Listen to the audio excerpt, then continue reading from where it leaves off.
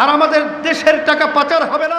ইসলামী আন্দোলন বাংলাদেশের আমির সৈয়দ মোহাম্মদ রেজাউল করিম, যিনি পীর সাহেব চরমনায় নামে সমধিক পরিচিত, বাংলাদেশের বর্তমান রাজনৈতিক পরিস্থিতি, শিক্ষা এবং ধর্মীয় বিষয় নিয়ে খোলামেলা আলোচনা করেছেন।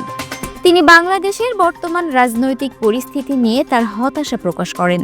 তিনি বলেন যে দেশে বর্তমানে কোনো লেভেল প্লেয়িং ফিল্ড নেই এবং এই অবস্থায় অবাধ ও সুষ্ঠু নির্বাচন হওয়া সম্ভব নয়। তার মতে, সুষ্ঠু নির্বাচন নিশ্চিত করতে হলে রাজনৈতিক পরিবেশকে সবার জন্য সমান করতে হবে।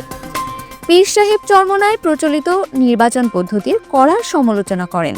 তিনি যুক্তি দেন যে বর্তমান পদ্ধতিতে কালো টাকা ও পেশি শক্তির ব্যাপক ব্যবহার হয়, যা একজন যোগ্য ও সৎ ব্যক্তিকে সংসদ সদস্য হতে বাধা দেয়। দেশের সামগ্রিক কল্যাণের জন্য তিনি পিআর পদ্ধতিতে নির্বাচন অনুষ্ঠানের পক্ষে মত দেন, যা সবার জন্য সমান সুযোগ নিশ্চিত করবে বলে তিনি মনে করেন। রাজনৈতিক জোট প্রসঙ্গে তিনি দেশপ্রেমিক এবং ইসলামী দলগুলোকে নিয়ে একটি বৃহত্তর নির্বাচনী জোট গঠনের আগ্রহ প্রকাশ করেন। তার মতে, এই ধরনের জোটের মাধ্যমে সবাই মিলেমিশে দেশের কল্যাণে কাজ করতে পারবে এবং জনগণের প্রত্যাশা পূরণ করতে সক্ষম হবে। নারীর অধিকার এবং পোশাক প্রসঙ্গে তিনি নারী অধিকার কমিশনের প্রস্তাবনার বিরোধিতা করেন।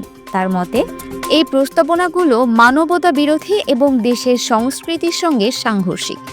তিনি বলেন, ইসলামী নীতি অনুযায়ী পোশাক শালীনতা বাড়ায় এবং এটি কারো ওপর জোর করে চাপিয়ে দেওয়া হয় না, বরং এটি একটি স্বতঃস্ফূর্ত বিষয়। 1971 সালের গণহত্যা নিয়ে পাকিস্তানের ক্ষমা চাওয়ার বিষয়ে তিনি বলেন, পাকিস্তান রাষ্ট্রীয়ভাবে এর আগেও ক্ষমা চেয়েছে এবং অনুতপ্ত হয়েছে। এ বিষয়ে তিনি আরও বলেন, এই বিতর্কটি বারবার সামনে আনা হয় রাজনৈতিক ফায়দা হাসিলের জন্য। বিএনপির পক্ষ থেকে তার দল সম্পর্কে হালুয়া রুটি খাওয়া এবং আওয়ামী লীগকে বাতাস করার মতো অভিযোগ সম্পূর্ণ মিথ্যা ও ভিত্তিহীন বলে তিনি দাবি করেন।